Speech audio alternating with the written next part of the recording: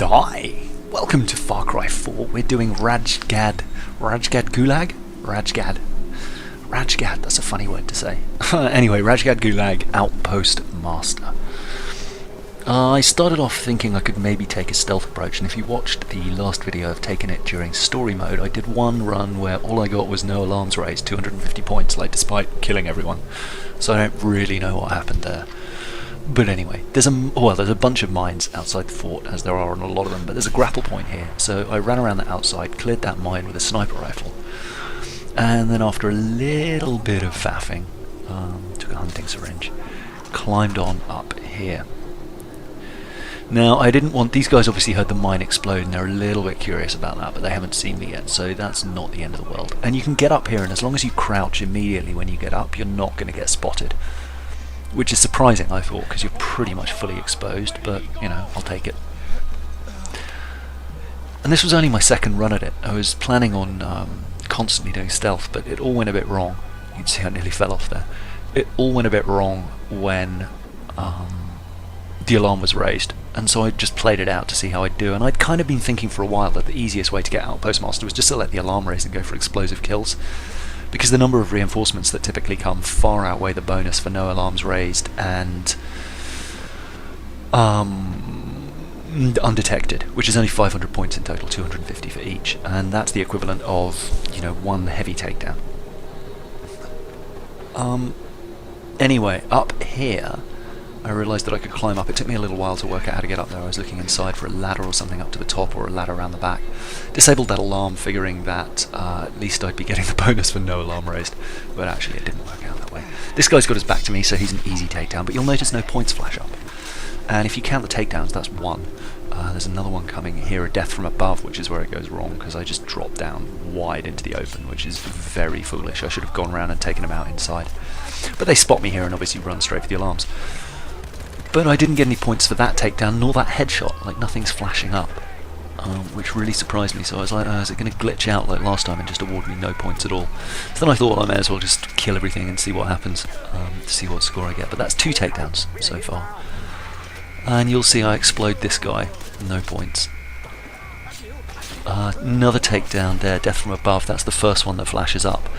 So that's 3 takedowns there. And then just using the grenade launcher. I actually had a really bad loadout here. I got an assault rifle from just doing a bomb defusal mission on the way here that or an eye for an eye, or something like that. Yeah, I think it was an eye for an eye, where I had to use that. And again, I killed him, no points, you see, so I think it actually under-rewarded me a bunch of points here. Not exactly sure. But then I'm just kind of flinging rockets all over the place. Reinforcements are on the way, and there's a lot of air support coming in. I think 4 helicopters in total. And a chain of heavies comes in as well. And I'm kind of tearing through ammo as well. I'm sure I could have gone and found a couple of ammo dumps to refresh the amount that I had. But now the points are starting to click in. You'll see I got 60 there and another 60 flashes up. And there we are. So here comes the helicopter. The first of them, I should say. And it's kind of difficult to see if it actually hits, but I think this one is the one that does it. Oh, no, that one. And obviously when they get close, they're going to start using the minigun mounted underneath, so you need to make sure you're taking a bit of cover. 60 points there for a kill, and then I think another 60 flashes up shortly afterwards. So it's unclear to me if that was 160 or a few multi-kills that just didn't actually catch as a multi-kill. There's another 60. And another. And I'm just kind of firing blindly here without really much intention. You'll see these heavies are all coming in now. I got 300 off there for one of them, and I actually probably could have done a lot better. You'll see here I'm not really getting any kills, so I figure, well, if I know there's a chain of heavies coming in from doing this in regular mode, so why don't I go around and see if I can't get some takedowns, because it's 500 for a heavy takedown. Here we are, and I figured, well, since actually they're all walking in a line, maybe I can just chain take down all 4 of them. That would be pretty amazing. But unfortunately it doesn't quite play out like that. Because you can't chain heavies. Silly me. Anyway, I managed to get 2.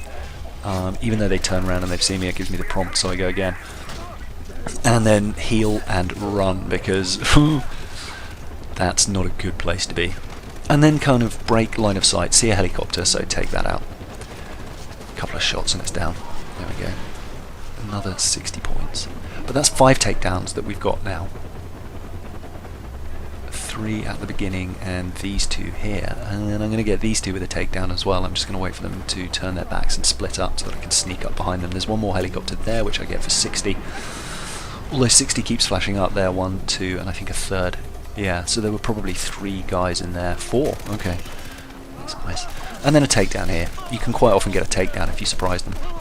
Nearly die again, but just managed to hold it together. And then break line of sight by running back into this building.